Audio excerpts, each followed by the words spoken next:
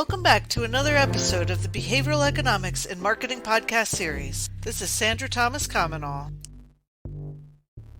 Is entitled Lessons from the Fire, in which I will explore behavioral economics, marketing, professional and personal development through the lens of having recently experienced a natural disaster. In this episode, I will be talking about zero-sum games and insurance. So jumping in, what are zero-sum games? Mathematicians, economists, and analysts use the term zero-sum game throughout game theory and economic theory to describe a competitive situation wherein the profit of one equals the loss of another and vice versa, thereby nullifying the net change in wealth for participants involved.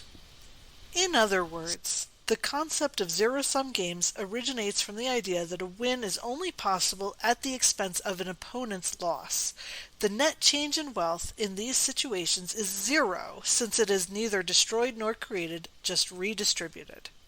So let's give an example. A simple example of a zero-sum game is the game of chess. In chess, there are two players. In order for one to win, the other must lose. And to bring the concept into clearer focus, I will give another example. Poker games. Poker games are a great example of a zero-sum game and how it works. At the beginning of a poker game, the pot determines the initial amount of money for which everyone is playing. As the game progresses, some players win money while others lose money. The combined sum of amounts of wins is equal to the combined sum amount of losses. At the end of the game, the starting sum amount of money is still the same. It has just moved to different players for a different distribution of money. So let's apply this to marketing in zero-sum games and insurance.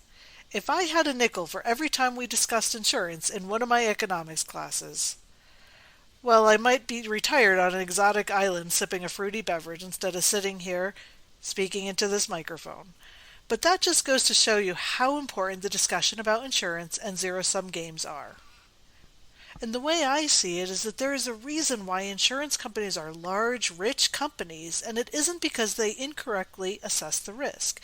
It is because they can accurately assess the risk that a potential client poses and can accurately assign a value to that potential risk. For example, whenever you are at a store checking out and purchasing an expensive item or an electronic, you are asked if you would like to purchase an extended warranty on that item.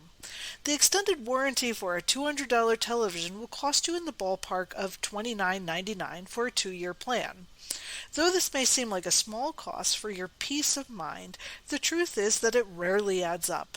The coverage will generally include screen burn-in, mechanical failure, power failure, screen failure, speaker and sound failure, button failure, and the like, and it will not cover if you knock the TV over and break it, if you dump a bucket of water on the television, or other improper usage of the machine. Another key point is that most electronics come with a 1-year manufacturer warranty that covers the same malfunctions, and usually by the time your television actually does malfunction, you will be ready to purchase an upgraded electronic anyway. And what about car insurance, homeowners insurance, or renters insurance? It is the same thing. The insurance company knows the probability of having to pay out and the amount that would have to be paid, and then prices your policy accordingly. No matter which way you dice it, insurance is a zero-sum game. There is a winner and a loser, and the winner is very rarely the policy holder. If that's the case, then why do people purchase insurance? Car insurance and homeowners insurance is by law mandatory to possess in the United States, but there are many people who would purchase insurance even if it wasn't obligatory. There are many reasons why, and here are just a few. Here, false sense of safety and security. They know something the insurance company doesn't, such as they like to drive and text. They know that there is a high risk and they want it to be protected. The question I would ask is how many other products or services are you required to purchase that are really expensive and that you will almost never use? But on the other hand, insurance is there when you need it. Insurance is good to have if you don't know how to assess your risk accurately, and most of us do not. It also provides peace of mind that if something does go wrong, you are covered. And I will say that after having experienced a natural disaster, that I saw that the ones that were able to get out from under it, so to speak, the fastest, were the ones that were best insured.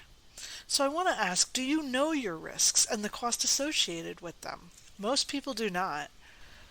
Insurance may be a zero-sum game, but whether you opt for insurance or not will depend on your risk preference. Those that are more risk-averse will have the most insurance. Those that are risk-takers will take the chance. Wrapping it up. Understanding how we as humans make decisions is an important part of marketing. Behavioral economics is the study of decision-making and can give keen insight into buyer behavior and help to shape your marketing mix. Mathematicians, economists, and analysts use the term zero-sum game throughout game theory and economic theory to describe a competitive situation wherein the profit of one equals the loss of another and vice versa, thereby nullifying the net change in wealth for participants involved. If you are enjoying the Behavioral Economics and Marketing podcast, please leave us a review, like it, share it with your friends and family, and follow us online. Thank you for listening to another episode of Behavioral Economics and Marketing. This is Sandra Thomas-Comenole.